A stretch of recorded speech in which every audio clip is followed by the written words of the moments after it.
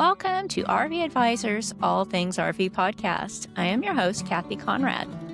I've been enjoying the RV lifestyle for over 6 years, and I love helping new RVers realize their RV dreams. This podcast is about RV education, resources, adventures, and the amazing people who love RVing. It is also about discovering the freedom RVers experience, the connection with nature we are all so grateful for, and how RVing enriches our lives. On this podcast, you can expect us to talk about all things RV, including the good stuff, the challenging stuff, and everything in between. So join us for solo episodes, interviews with industry leaders, and other RVers. Today's guests live in North New Jersey and have been married for 36 years. In their teens and 20s, they loved to spend time tent camping with friends, but haven't been in a long time. Now that they are grandparents, they wanted the flexibility to take short camping trips as well as longer trips across the U.S. in comfort. So they just got their first travel trailer, a Grand Design Imagine 17 MKE. Pete's a professional mechanic with a CDL and towing experience, and Lorraine is an incredibly thorough planner, and both have been doing lots of research and have a lot of questions. So grab your favorite beverage and join us for a lively Q&A. Hey friends, welcome back to the podcast. Today I'm really excited to have two guests join me. We're going to do a little bit of a coaching session. It's Lorraine and Pete DiGeronimo. They are brand new RVers. They just recently purchased a Grand Design Imagine XLS 17 MKE and haven't even had their first trip yet. So I'm excited to sit down with them and chat with them and answer some questions that they have. Welcome, Pete and Lorraine. Thanks so much for joining me today. Oh, hi, Kathy. We're happy to be here. Glad for all the information. Thank you. Yeah, awesome. So you bought a rig, you took delivery. Tell me a little bit about what you got and why you got it and how you bought it. New, used, dealership, private sale, all that sort of thing. We had been shopping for years. We had been dreaming and looking online and shopping around. And I guess in the past 2 years, we got more serious about it. Mm-hmm. And as we really started looking, we then saw, oh, there's lots of different floor plans, lots of different weights. So I guess the first thing was, what would our vehicle tow? And we knew we didn't want to really max that out. We wanted, right? Little safety buffer. Little wiggle room. I guess we wanted to go with the smallest travel trailer that would work for us. Mm-hmm. So we could use it in state parks and it would be maneuverable and that kind of thing. I really it was very important to me to have a decent workable kitchen. I wanted a big kitchen sink. I wanted counter space. I wanted a real faucet, which this has. It's fantastic. It has more counter space than my kitchen at home does. Wow, Really, that's unusual. It's really wonderful. Yes. And you had things that you specifically wanted. Yeah, it had to have two axles. I mean, that was yeah. I don't know, just in my head. A lot of towing, everything always had two axles, just in case. Some quality. At least what you read, you hope that what you read is at least has some truth to it. So it seemed to be a quality brand. It was very unusual to us. We couldn't find one around us in New Jersey to look at, to actually walk through. So we looked for a long time and actually found on Facebook Marketplace, just daydreaming and wandering around, that there was a place within a half an hour from us that actually had one. What, a dealer was actually an RV dealer. Uh-huh. So did you buy it new or used? It was used, I guess, 3 years old. It's a 22. Uh-huh. So yeah, it was used, but if you look around, you can't figure out it looked how it was used because Well, There's that's no the ideal. steps or anything. Yeah. That's it. That's the ideal situation, is to buy gently used and well loved. And it was very important to us, well, to me, that we get it inspected. Yes, absolutely. I was just afraid. To me, it's just, you're going to live in it at some point, whether it's a week, a weekend, a month. I needed to know that everything worked. Yeah. And Pete actually knew someone that does inspections. So Right. A friend of mine's actually a certified inspector. That's great. That I recommend that to everybody buying new or used, that you get it inspected, because so you're off to a fabulous start. You really are. yeah, You did your research, you bought used, you didn't take that big hit on depreciation when you drive it off. You had it inspected. yeah. That's awesome. And they did find one issue, and the dealer fixed it. Mm-hmm. So we're good to go. Yeah, the water pump. There was an issue with the water pump, and they Yeah. took care of that. Yeah. Good. That's good. I mean, we'll find out on the first trip out, but Yeah. everything checks out. Yeah. That's great. Well, I'm excited for you that you got a big kitchen. I have a rear kitchen in ours, and we don't have a lot of counter space. Plus, when we were full time, I had my espresso machine, which took up half the counter space. Oh, wow. But they have, if you don't have the glass that drops down, you can buy like a cutting board thing that's made for your stovetop to create more space, which is what we did. So I have to say, the Grand Design, far and above any other small, like, couples trailers that we looked at, had an incredible amount of storage. And in the bathroom also, the kitchen, the bathroom, the bedroom, everywhere, there's lots and lots of storage. But the counter space and the sink were huge to me. We looked at some that had 12 inches of counter space. I know. Yeah. And we just kind of turned around and walked back out. And we also knew that we wanted theater seating. We didn't want the dinette. And so we lucked out, because it just had everything that we prioritized. Yeah. I guess looking at 1,000 floor plans over the course of a couple of years, you're really like, wow, that's actually what I'm looking for. Yeah. It pays off. It pays off. And as you look at them, you see things you like. You kind of make that mental note. Gotta have that. Right. Don't need this. And then that's how you end up with the right rig, exactly how you did it. It was hard because a lot of the time it felt like it was just a hobby. Shopping for trailers online, looking at floor plans online, emailing about different it just felt like a hobby for about 2 years. Yeah. It took a while to feel real. Yeah. Even after in the driveway. Yeah. I still love looking at them. I don't plan on buying another one right now. I still love looking at them. So I do too. It's fun. Out the window. Yeah. It's a lot of fun. We're really looking. We started purchasing lots of things that it needed. We have a couple things left to get, but we've started purchasing quite a bit. But with the weather the way it's been, we haven't actually been able to put it into the trailer. We're getting another storm this weekend, so that probably won't happen for a while. But big items, we've gotten quite a bit. But there's some things we're not sure about, and that's what we're hoping you can help us with. Okay, well, let's go with your questions then. I'm ready for you.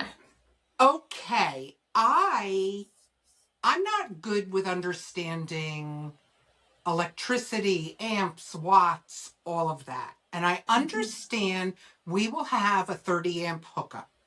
If we go to a site with hookups, it is 30 amps. What I don't understand is, on the internet, I see lots of people that are camping at campgrounds, and they have a table set up with all sorts of electric things. They have a slow cooker. They've got, I don't even know. Toaster oven. Everything. Air fryer. Yes. Yeah. And I'm not sure. Is it a question of, well, just don't run your air conditioner when you want to run your air fryer? Or is that a question of, you will require some outside additional power to do those things? Yeah. So unless you have, solar and a lot of battery power, you can only run your air conditioner if you're plugged into shore power or hooked up to a generator. Okay. Yes. And that's, I'm sure, on its own circuit, right? Because what you have to be careful with is your outlets, your 110 outlets, including the one on the outside, that things that draw a lot of amperage are like your coffee pot, your blow dryer, anything that heats, basically. Right. But luckily, if you overload it, the breaker flips off and shuts everything off. Shuts those outlets off. So it's not a horrible thing if you accidentally, because I did it the first time I did it. I was like, what the heck just happened? Because I think I had my espresso machine turned on. I wasn't using it yet, and then I start to use the blow dryer, and boop, I could hear the click. So know where your circuit breaker panel is, and you just turn off one of those and flip the switch back over. It's designed to protect your trailer. Okay. So those are the kind of things you have to pay attention to. So like I might have had the Instapot going on the outside, plugged in on the table, and then we'll go inside and put something else on. And so that's all that will happen. And all you have to do is correct it, only have one running, and flip the breaker back over. But in general, do you find that additional things, other than what's already in the trailer, say the air conditioner and the refrigerator and whatever, do additional things require some sort of extra power source? No. So when you use, you have a converter, that's where all your fuses are. Okay. And your circuit breakers, that's your converter. You have 12 volt, then you have stuff that runs on the 12 volt, and then you have stuff that runs on AC, or your 110 or like shore power or generator. Okay. The things that you have to have that for is like your air conditioner, if you want to use outlets and that sort of thing. Okay. So, for example, when we're boondocking, you can still run your furnace because it runs off of propane. That's how it heats. And the fan in the furnace runs off your 12 volt, which is your batteries. I have a Jackery, which is it's a generator, but it's just a big lithium battery with a handle, and it's got all different things you can plug into it. The USBs and like a cigarette lighter adapter and a regular plug. So if I'm cooking something and I need to blow dry my hair, I've got it on one of those little wheel dollies. I just roll it over to the bathroom and blow dry my hair plugged into that. Okay. So that's handy to have. Right. You don't have to have it, but it's handy to have, so that if you need to run more than one thing that's off your, the shore power, then you don't flip your breaker. Should we be concerned? I also see people buying power strips and extension cords and all for inside of the trailer. Is that something that people generally do, or do you avoid that kind of thing? Well, you never. I know you're not a fan. No, it's never. Yeah. Okay. Yeah. Especially stuff that heats up. Okay. Right. What I do have a power strip for is my cell phone. Our cell phones. But that's very little draw. Yeah. Okay. But if we have a space heater, that's another one. So in the wintertime, in your cold climate, in my cold climate, you want to run your furnace because it heats your underbelly, right? But sometimes you want a little more, and so I'm not a huge fan of space heaters. I keep one for emergencies because, and the kind we have, of course, if they tip over, they turn off, but that sort of thing, or an Instapot or anything, you always want to plug into an outlet, never to an extension cord. That's even in your house, right? Sure. So, okay. So, and you'll get to know what you can do. I think you'll let me know. Yeah. Whoa. Yeah. The trailer. But, right. Your TV, and some of the TVs are 12 volt. Ours is a regular TV. So we have to have shore power to run ours, or we do have an inverter that powers certain outlets when we're just running on our solar and our batteries. We have actually 2 Yamaha 2000-watt generators that we can hook up and run in parallel to run the air conditioner and everything. So when we boondock, which we like to do, we always have those generators with us so that we can run everything that we need to run. Right. That sounds like hot. A dream. Yeah. Right? Like a dream for the future. The other question I had, I see a lot of people having problems with moisture buildup from different things. Now, I know, like, in our trailer, there's a fan in the bathroom, an exhaust fan, and then there's probably 3 feet away the exhaust fan over the stove that we could also run. And I know, of course, you know, if you're showering, whatever, you should have those fans on. But I also see people that say, well, you know, just cooking or breathing, just existing in the RV can create moisture. And what I'm unclear about is it enough moisture that we should consider a small dehumidifier?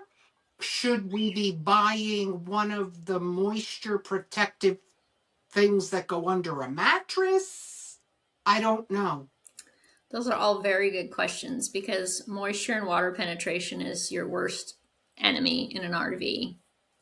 So let's start with the mattress. Okay. So there are some people put like a slatted thing, or there's like elevated little mat things with openings that to allow for air circulation. So what combats moisture is air circulation. Okay. So when we were full-time, we have a max air fan. We have 2 of them. We have one in the bedroom and one in the bathroom. The one in the bathroom runs 24/7. Oh, really? Oh, yeah. So if you, like, people are saying, oh, I wake up and the windows are all steamed up, and it seems counterintuitive, but you should crack a window a little bit. Okay. Turn on the exhaust fan, and it pulls the air through, and you will not have a moisture accumulating on your windows.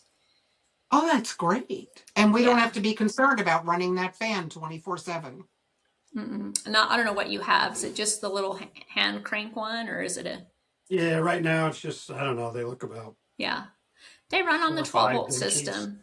Yeah. It's not going to hurt it. You know, we have the max air fans.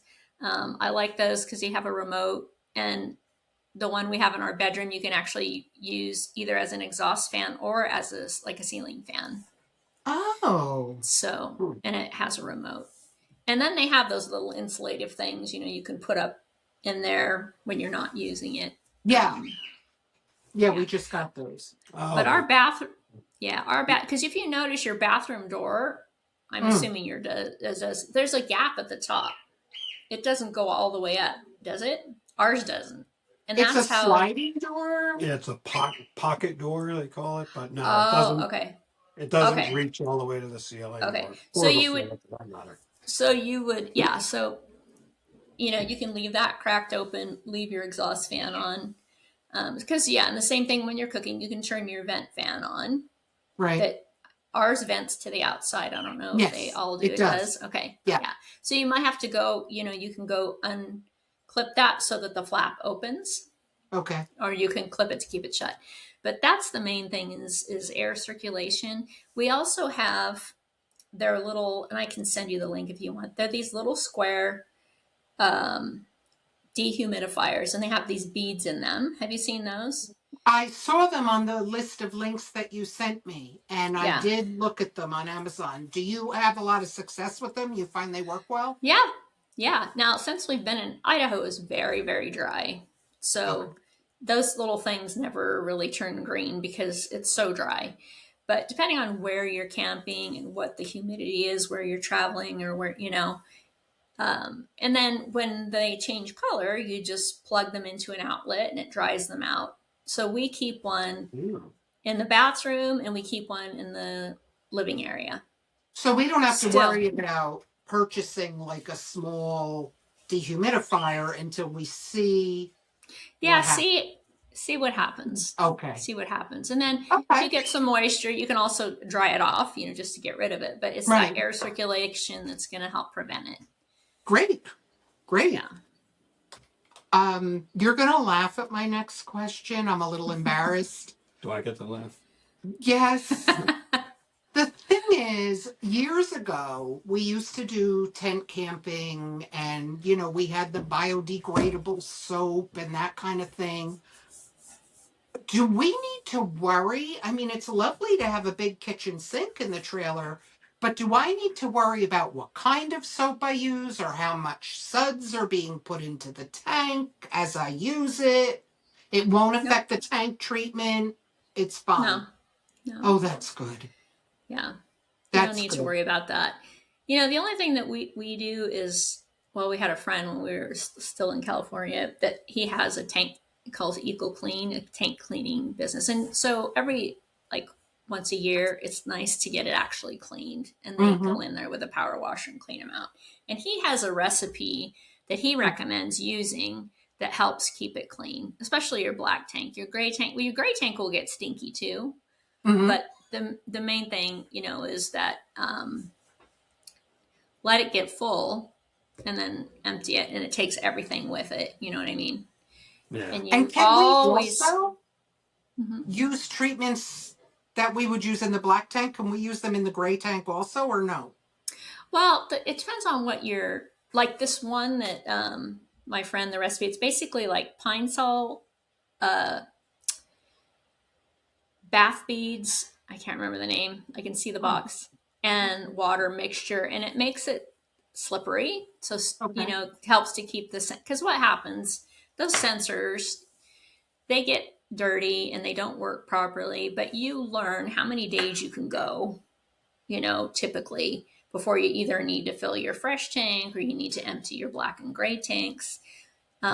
So the little panel where you press the button to see where it's at, it's not accurate.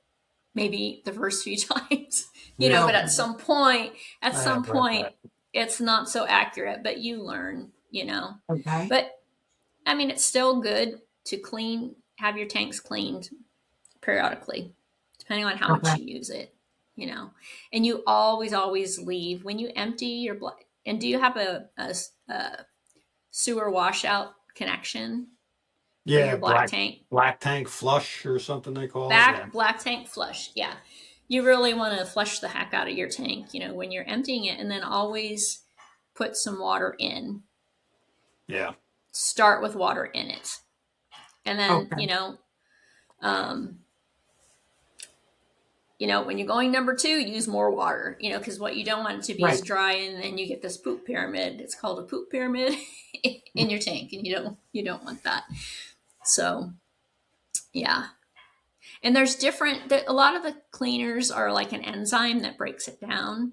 The guy who cleans our tanks, our friend that has the tank cleaning business, says really all you need to do is put this other mixture in there. And it will help to keep them clean. The stuff breaks down. If you're using enough water, it's breaking down.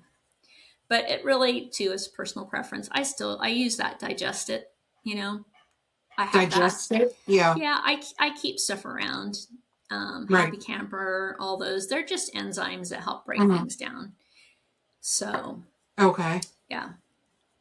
And I also had a question about when we went for our walkthrough, when we purchased the trailer, it was long. It was a good 2.5 hours that we were walking through, and that they were showing us how different things worked.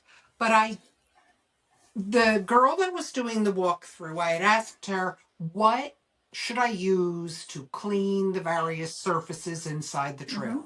I don't want to use something that might damage a finish. Yeah. And she said the less chemicals, the better. Yeah. Dawn soap is your friend. Does that go for cleaning the toilet? I mean, I know I can't use like a residential toilet bowl cleaner on the plastic. I'm not sure what to use. I use Simple Grain. Okay. Have you heard of that? Diluted the appropriate amount in a spray bottle. I use that. Oh, that sounds good. Yeah, and I use Dawn dish soap. I'll dump a bunch of it down the toilet. Right. Okay. And, yeah. So, but simple green, a little scrub brush. Like if a little scrub brush, that's what I'll use, or a regular toilet brush. You just don't want to use abrasive cleaners because it's plastic. Then it's gonna etch it up, and then it's gonna collect even more. Right. So, well, that's good to know. The simple green is good. Yeah. Nice. You wanted to know. I can't see.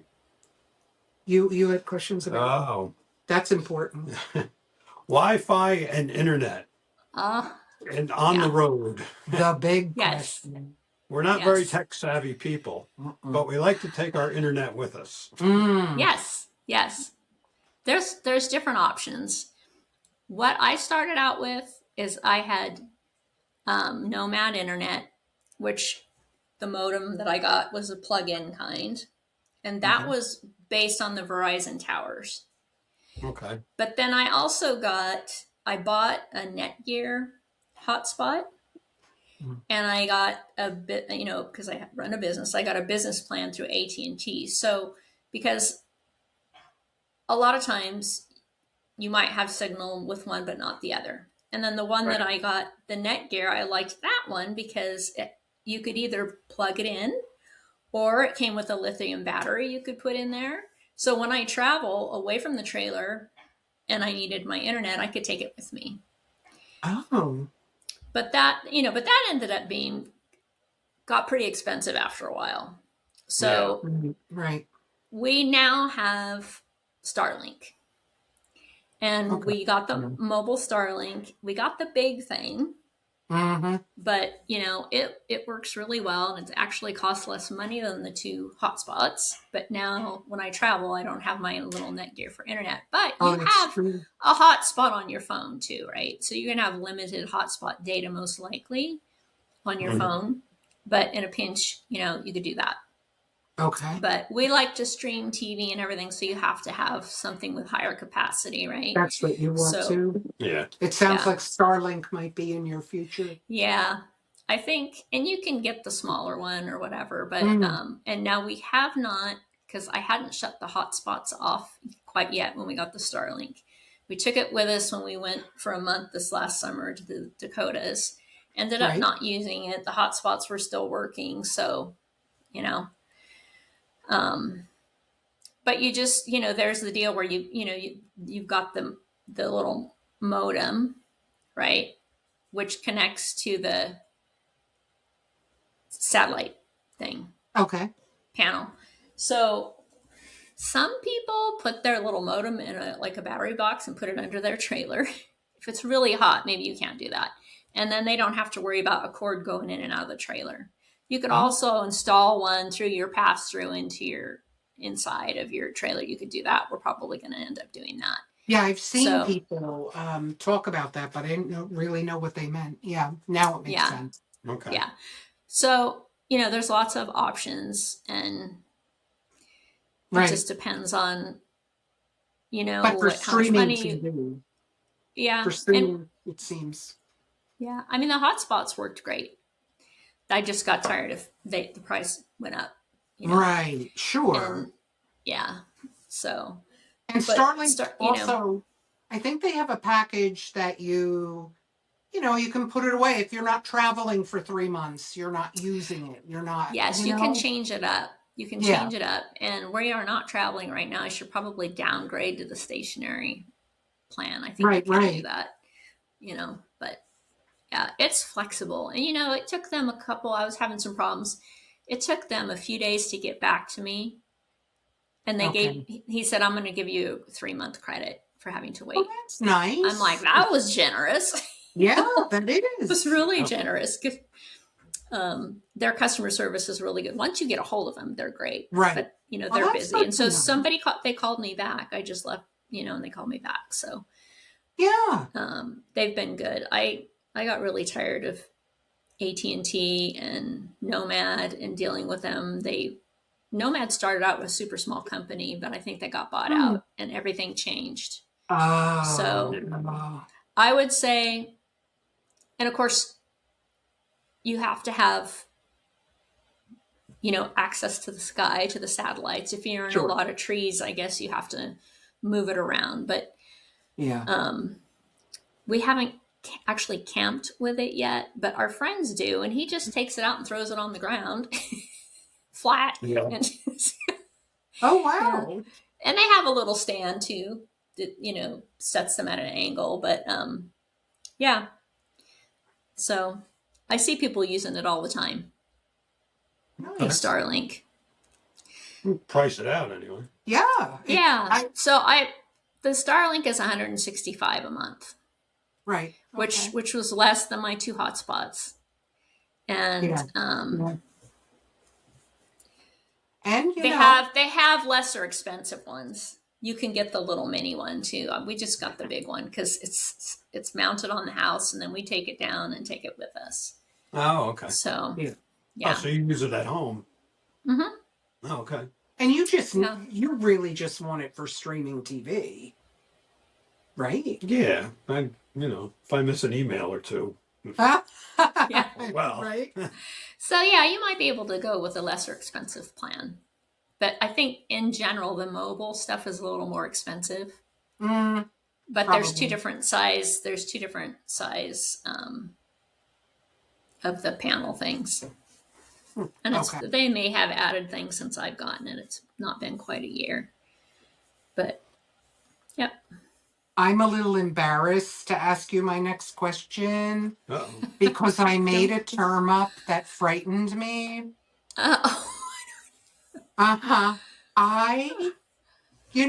have heard so much on so many different things about don't drive when it's windy. I know you're making faces at me because he tows things. And of course, and we have to drive when it's windy. Our vehicle that we have an Armada, and it is higher up, like it's taller than a Suburban.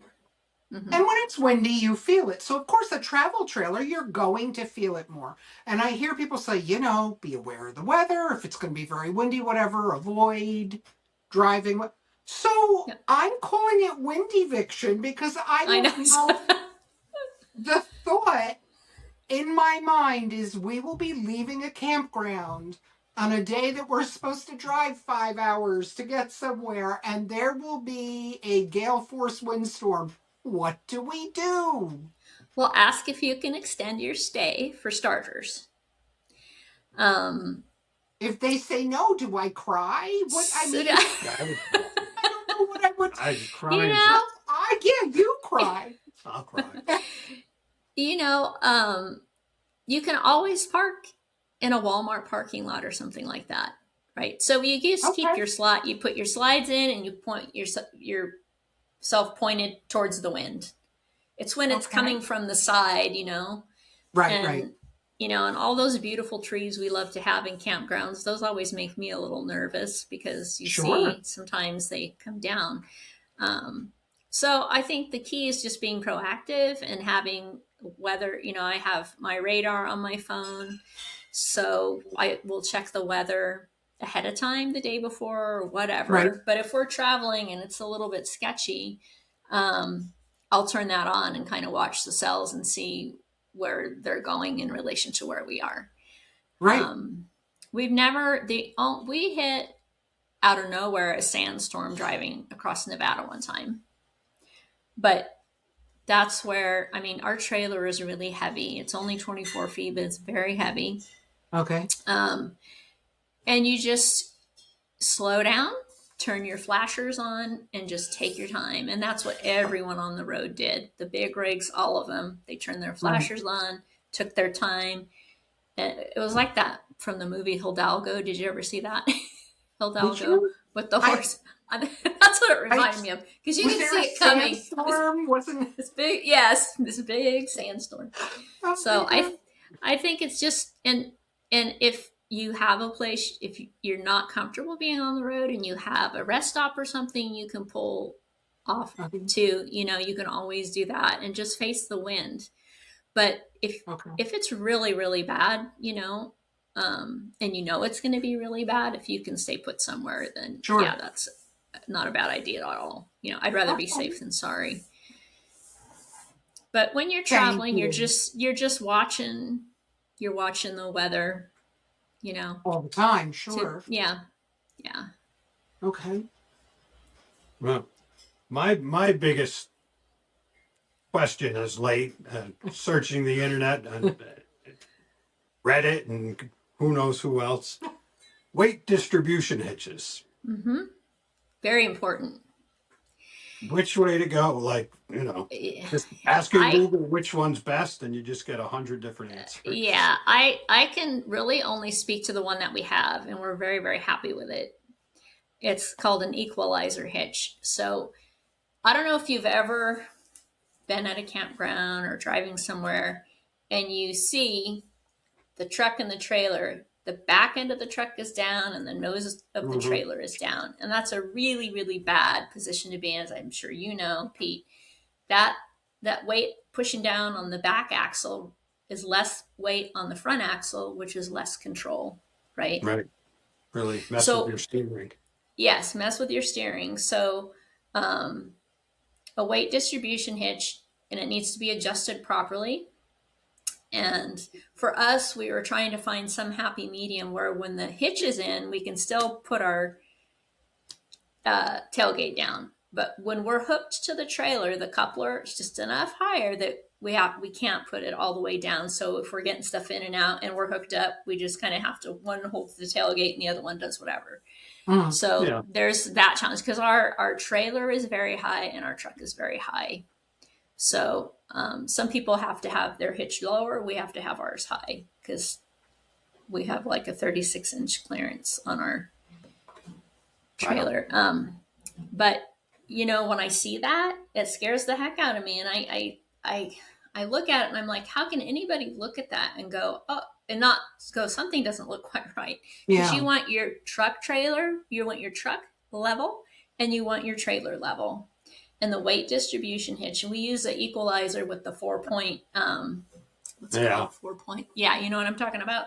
Oh, yeah, that's one of the ones I seem to keep zooming in on. Yeah, it's been great. I mean, like when we were driving across that sandstorm, trailer didn't budge at all. Oh, yeah? Okay. Yeah. And our gross vehicle weight rating on our trailer is 9,995 pounds. Oh, that's 24-foot trailer. Lot.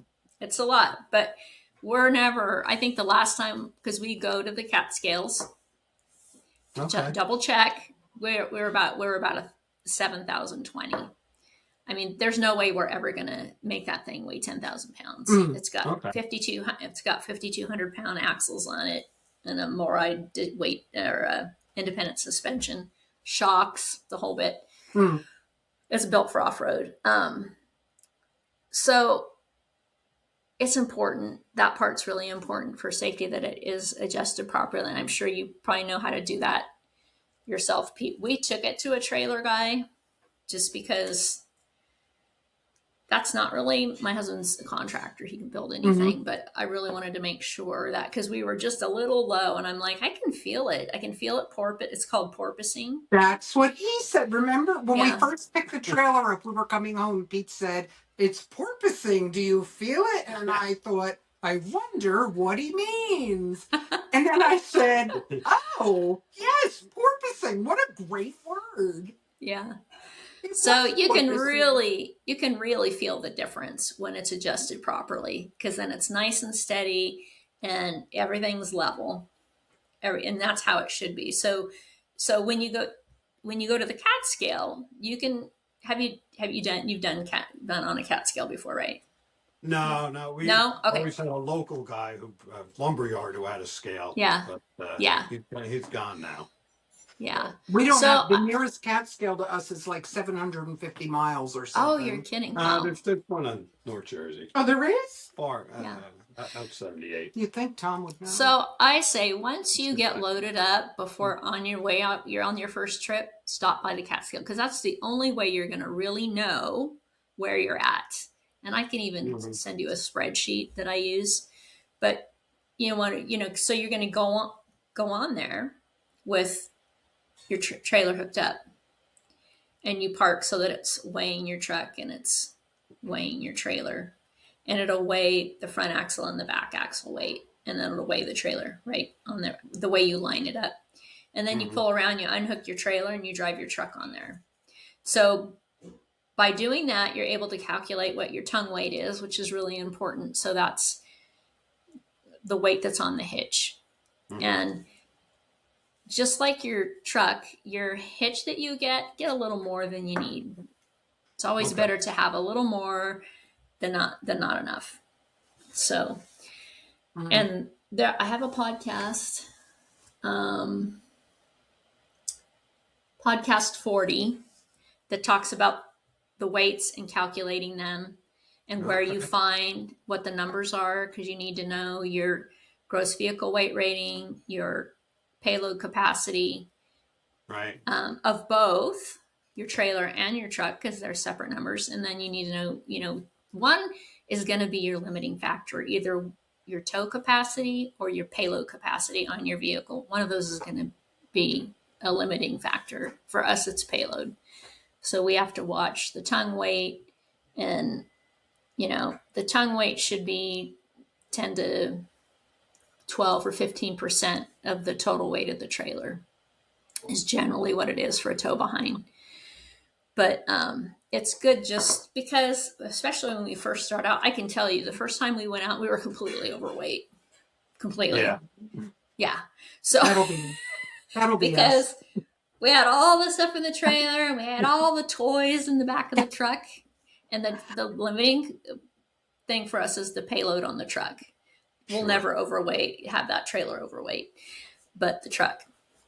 We have a 3/4 ton Dodge diesel. And so that's really important. So just like your hitch, your weight stuff, all that goes into play. You see these videos, on Instagram and that, where you got a F-150 flying down the highway with a big old long tow behind, going 80 miles an hour. Yeah. We were very surprised when we went to look at trailers. Now, I have heard you mention this in other podcasts, but we were very surprised as we were looking through the lot. And of course, you say, "Ooh, look at that. Ooh, look at this." And, "Oh, yes, your car could pull that." And I looked at Pete and I said, "Really?" And he was like, "No." That's why we just wanted to err on the side of the smallest, Yeah. We can upgrade later if we want to, Yeah. But that was very, you would know. I wouldn't know. I believe the man, probably. Yeah. Well, no, that's the problem. They don't know. They're salesmen. They don't even RV, half of them, right? Nor do they have the knowledge, right? We asked, and I was very surprised. I asked everyone that spoke to us, "Oh, what kind of RV do you have?" And they would say, "Oh, I don't have one," or, "Oh, do you own an RV?" "No." And I thought, "Oh my gosh." What? They sell. They don't give you the right information. They don't know the right information, but they know how to sell. Yeah. So. Yeah. I have to say though, the girl that did the walkthrough with us, she knew a wealth of information, very honest, we loved her, and anything we asked, she just right away knew the answer. Yeah. Yeah. I do have one more question. I don't know. I have been on Amazon. I am on Amazon every day. I am looking at stuff. I am looking at books and looking at maps and looking at, Yeah. I realize you're supposed to have hard copies of maps and things in case your internet's a little sketchy, things like that. But are there specific either apps or books or anything that you find very useful and would recommend? Yes. For route planning and finding, basically. Yes. Yeah. So it's called RV Life, and that's a membership, and they have they have an app called RV Trip Wizard. Right. And I've heard of that. Okay. Yeah. So you can put in your length, your width, your height, all the things, whether or not you're carrying propane, whether you want to avoid, toll bridges, or you want to avoid this, or you want to avoid that. So you set all that up initially. Okay. So then when you go to plan your route, it makes sure that you're within all those tolerances. Okay. And I've had it lead me astray before. When I knew where I was going and it told me to keep going and I followed it. It took me way. So that happened one time. Okay. But I've also had Google Maps lead me astray. I have had Apple Maps lead me astray. So I always have two maps running and I compare them.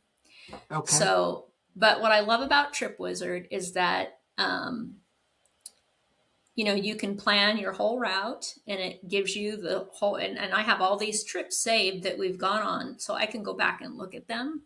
Oh, right. As long as you're paying your membership every year, which I do. Yeah. And then, but I also use campendium.com. Okay. And I like that one for photos of the campgrounds, people's reviews. They'll tell you how the internet or the cell signals are, and that sort of thing. So general information. So I find myself using multiple tools and cross-checking things. And there's also, and I haven't used it yet, but it's called Campground Views that you actually get to see a video of the campsites, because what I have learned in my however many since 2019 traveling, you can't always trust the descriptions of the campgrounds of the sites. Right. So they'll say it's, especially when everyone you look at is the same picture, that really makes me suspect. But they'll say it's level and it's not, right? Or they'll say it's for you can fit a 43-foot trailer. But what they don't tell you is there's a dumpster thing across the street and there's a big rock over here and a tree over here and you can't maneuver, even though it's long enough. So the maneuverability, they never talk about maneuverability, right? But like newer RV parks, now they make the space and they make them at an angle and that sort of thing. But when you're going to a campground, you got to watch the boulders, you got to watch the trees, so the maneuverability is not something that's ever really addressed in a description. It's just generally the dimensions and it's flat or slightly, so. People also have recommended lots of things. They, I can't remember what the name of that one membership is. Memberships like KOA or the one where people stay at wineries and harvest. Are there memberships that you, or are you not? I know you guys were primarily boondocking. Are there memberships that you think are worth looking into, or? Yeah. Yes. Yes. It depends on where you're traveling. Because now I belonged to Harvest Host for a long time and I canceled it because I only ever stayed once, because the directions we were going, because different parts of the country have different amounts of available places, spots, right? Yes. So, and now there's a new one called RV Overnights, which I was kind of going to look into. And, when you're not taking like when you're retired and you're making big trips, that's a good one to have. But then when I tried last summer to use it, well, they were closed on Mondays and Tuesdays, and that's the days we happen to be traveling. Oh, right. So, but I think you just have to take a look at, where is it you're planning to travel? Because, there's some really areas of the country that are very sparse, Right. And with a smaller trailer, you're going to be able to go to a lot of places just in general. That's why we got a 24-foot trailer, so that we can go just about anywhere. So you just got to kind of check into them.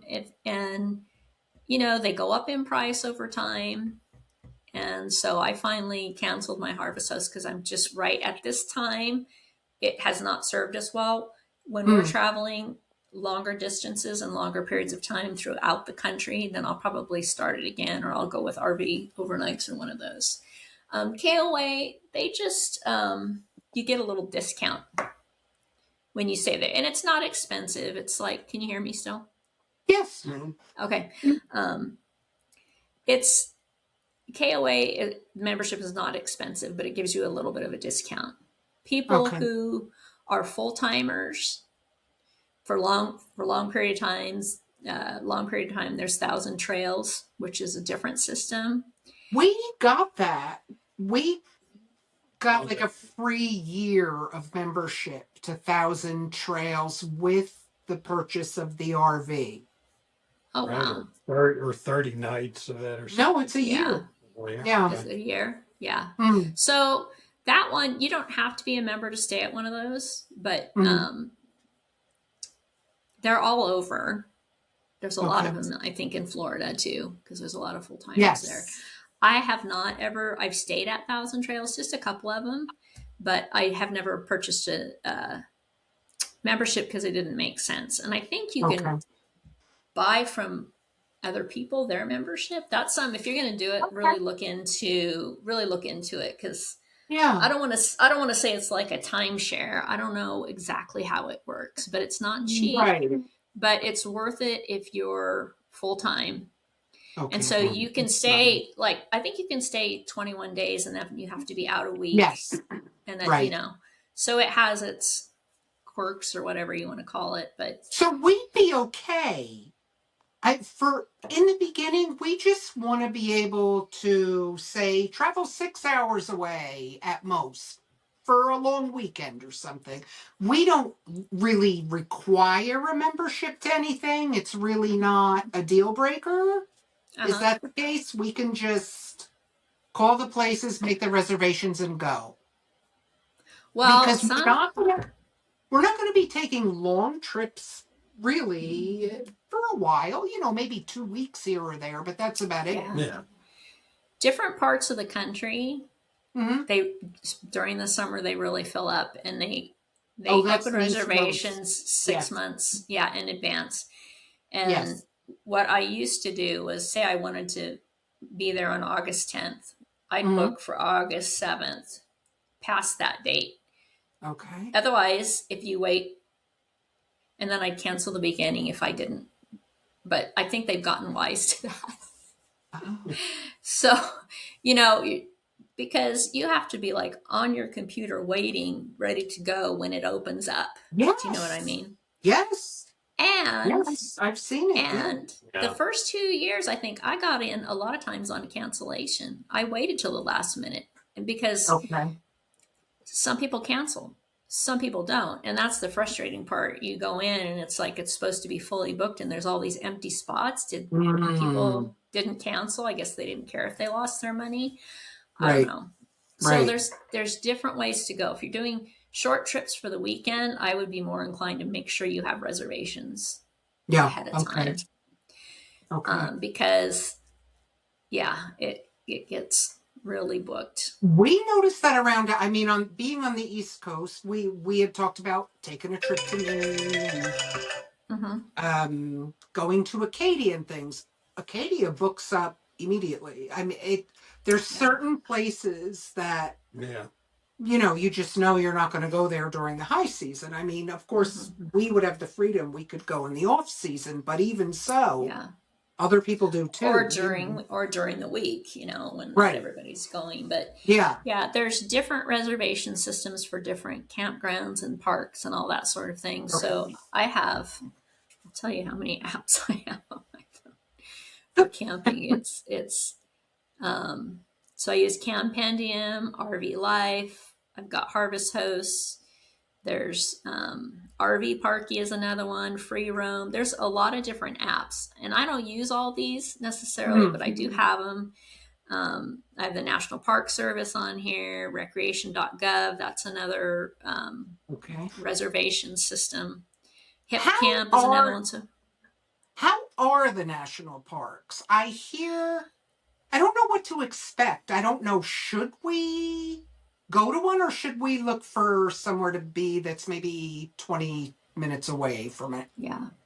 I don't know how they're maintained or I don't know what to think.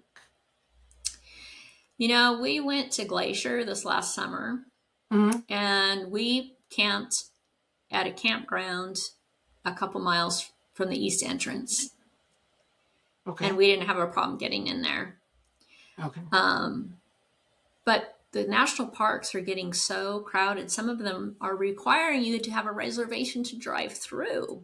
Yes, Acadia is So, that way. yeah, and probably Yellowstone. I mean, I was surprised. I think Yeah. Glacier's going that way, but we were lucky this summer. We were able to just go, and it was But busy. by and large, do you find that the campsites themselves, are they well maintained, or is it not what you'd expect from a private campground?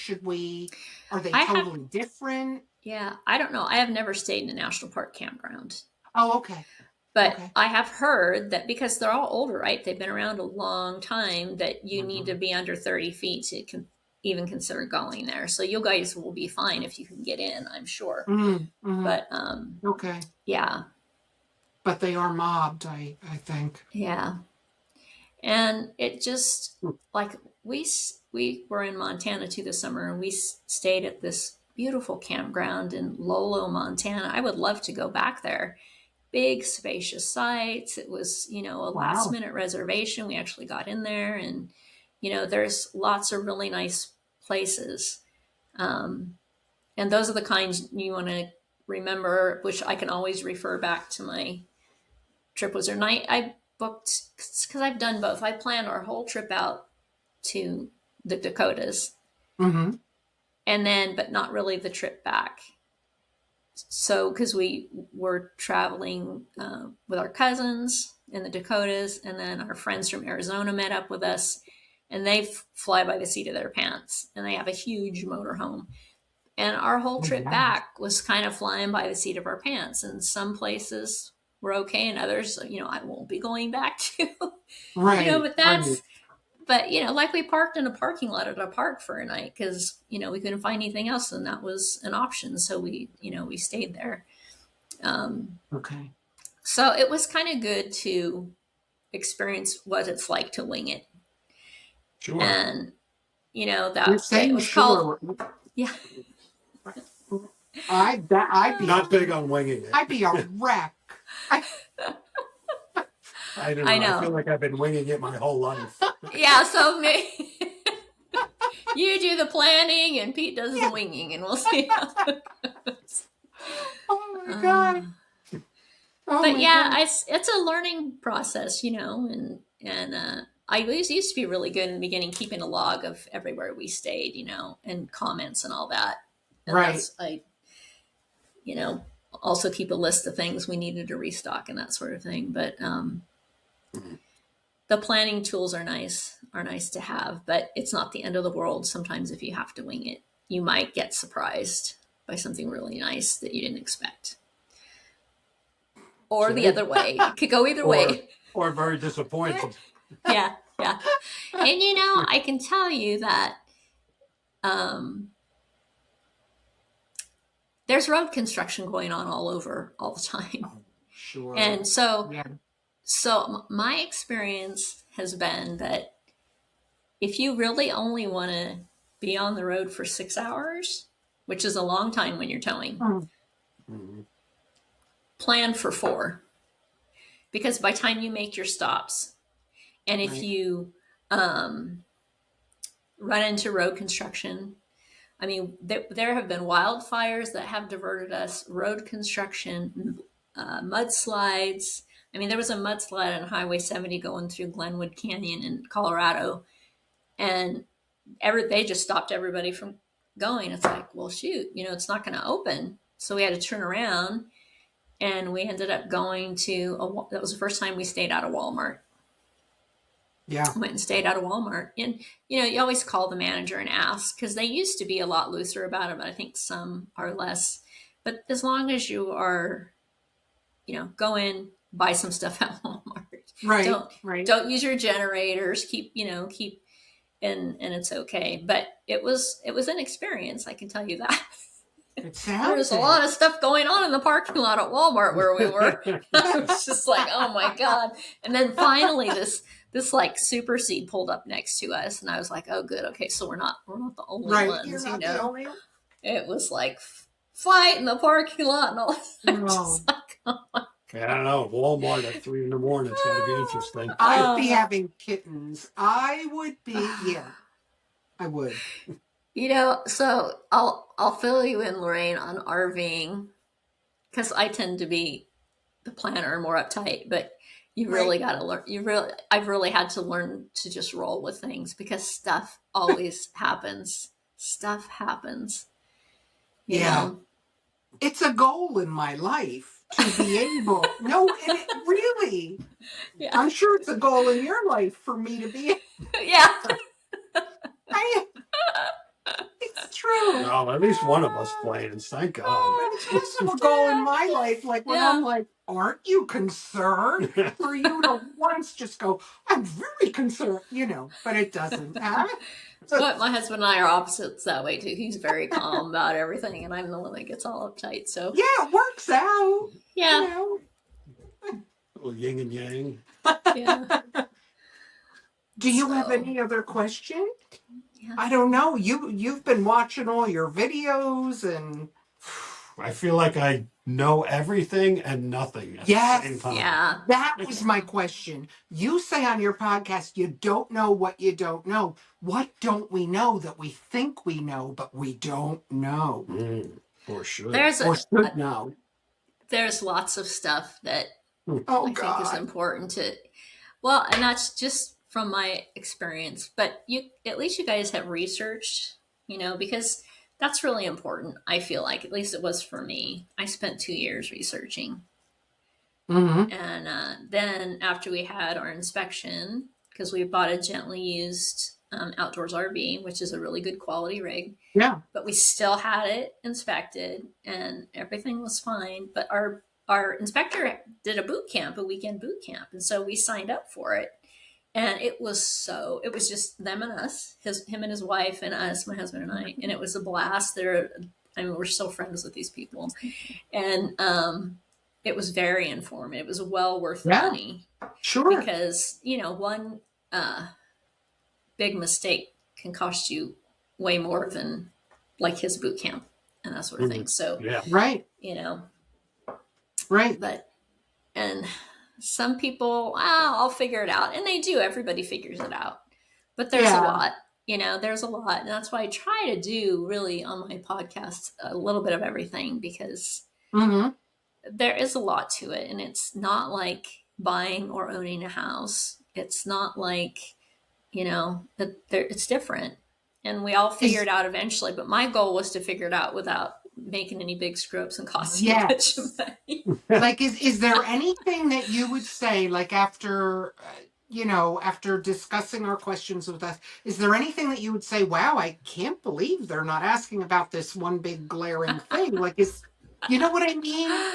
Yeah. So, okay, I'll give you 2 really good tips that will be costly. All right. Okay. These are mistakes I see. Okay. I see lots of mistakes. I used to drive around the RV parks and the campgrounds, and I take pictures of things that people shouldn't be doing. Or this is what you don't do, email. Yeah. Okay. Okay. So your awning. Okay. I don't know. Some of them, when they feel the wind, they automatically roll in. Most of them don't. I have friends with the Momentum. I think theirs does. But depending on where you are, like here in Idaho, I never leave the awning out. If I'm sitting in the trailer, I watch the leaves on the trees. And if they start going, I just go roll it in because the gust is coming. And when I've seen that, I've seen them fly over the roofs. It's thousands of dollars to fix that. Oh, right. So, yeah. I'm glad wouldn't occur to me. Yeah. And so I actually saw a lady one time. She was in a Class C, and I'm driving into the campground in my car, and she's driving out. And I'm like, oh, my God. I jumped out of my car, and I waved her down. Her awning was out. She forgot to shut her. She was traveling by herself, and she says, oh, my God, I thought I rolled that in, and she hadn't. And luckily, she didn't hit anything. But there's that check everything. Right. Yeah. Right. And every time we stop, I'm checking the tires. I check the, down to, everything about the suspension and all that stuff. And the other big one is that, the PEX piping in your trailer and the PEX fittings, they're plastic. And I know you read about my gadgets, right? Or you listened to so having a water pressure regulator.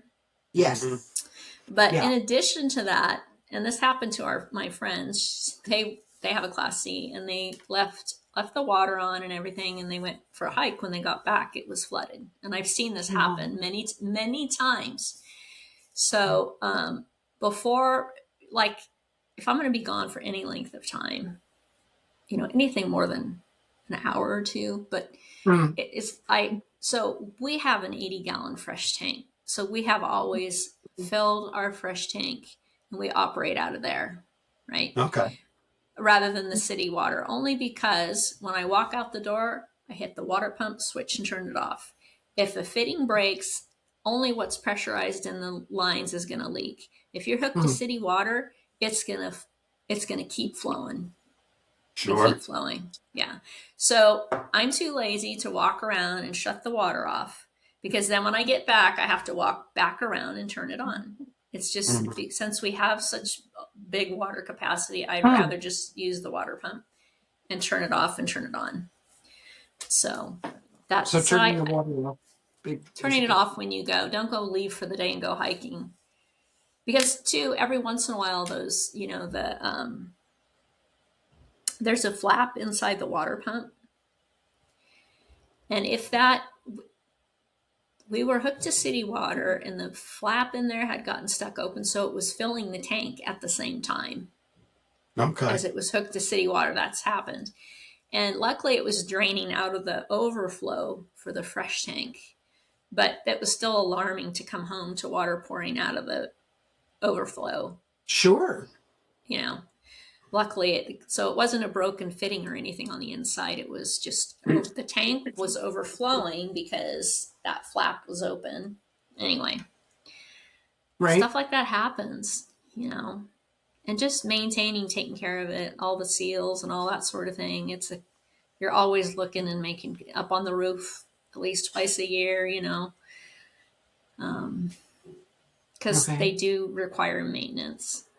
They do require maintenance. So. Right. Washing and sealing. Washing, waxing, we do the whole hand wax thing on ours, and it's a weekend job to wash and wax it, and it's only 24 feet. But that kind of wax lasts longer than the spray-on kind. Okay. So we tend to do that. But what should we use to wax? Because, the dealership, when I asked about that, I said, should we be waxing it? And they said, we have this stuff that we spray on it. And I thought, well, that's nice, but... there's a ceramic coating you can get, which is a good thing. I think we've never done it. I think it's expensive, but if you're going to have it a long time and you don't want to wax it all the time. I have a friend that's, they have our friends have a Momentum, but he also works in the auto industry. So he's big on the ceramic coating. But if we were to opt for waxing it ourselves, is there any particular kind of wax we would use? There's an RV and marine wax, Meguiar's. It's the old fashioned, you know what I'm saying? With the wet sponge. But do yourself a favor and get a buffer with a lot of pads for buffing it off. Oh, okay. Yeah, there's a lot of surface area. It is a lot of surface area. But, it's worth taking care of them. It's a lot of work. But they like ours is a 2018. It looks really good. Yeah. And it's in good shape, and Well, I feel so much better having these questions. I have had these questions on my mind. I have been driving you nuts with them. Yeah. What about, I mean, 2 a.m, I'm going, wait a minute. What if this happened? It's just how I operate. So thank you so much, because it's great to have the information going in. Yeah, I don't know. I'm a big fan of education and information, and the more you have, I feel like the more for me, I really feel like it has made our experience better from the get-go, because we didn't have to learn all this stuff the hard way. Right. No, I appreciate it. Thank you. Yeah. That's stress. Thank you very much. Yes. And that's the whole, you don't want to have that stress. But I really appreciate you guys coming on. It's been just delightful to work with you, and I hope you found it valuable. It's really a lot of information that we're going to put to use. Yeah, good. Lots of notes. Yeah. Lots of notes. Yeah. Awesome. That's awesome. Thank you guys so much. Sure. Thank you so much for tuning in today to RV Advisors All Things RV podcast. Please join us again next time for more RV education, resources, and interesting people. Until then, wishing you amazing adventures, safe travels, and I hope to see you on the road.